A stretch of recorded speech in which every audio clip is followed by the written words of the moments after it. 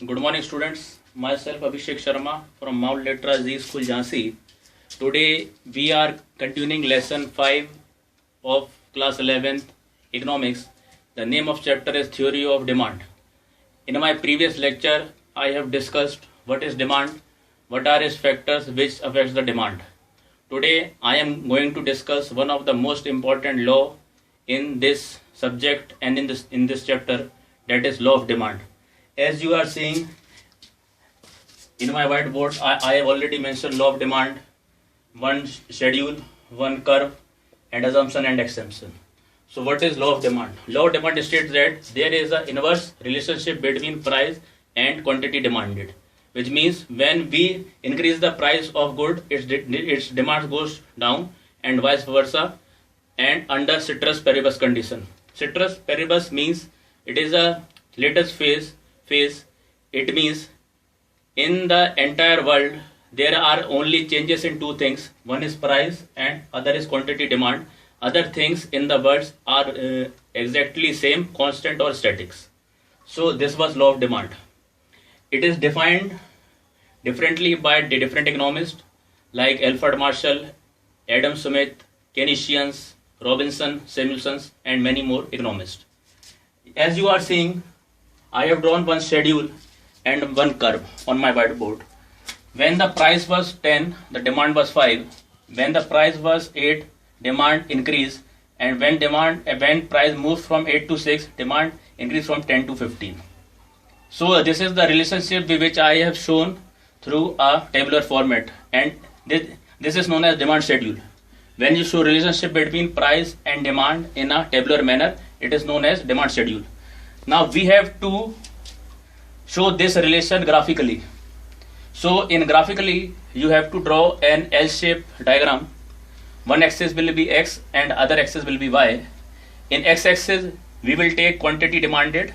On Y axis, we will take price. So I have already written the demand 5, 10 and 15 and price 2, 4, 6, 8 and 10. There is the 2 difference between price and there is a 5 difference in quantity demanded. So moving to the schedule, when price was 10, demand was 5. So I make a dot here. When price was 8, demand was 10, and when price was 6, demand was 15. So I draw a straight line. This is known as demand curve. And it is always slope downward. Now we are on the assumption and exception. Assumption means that set of condition in which law of demand operates. So there should be no change in the income of the consumer. If there is a change in income of the consumer, the demand will increase or decrease. Second, there should be no change in taste, preference and dislike of the consumer.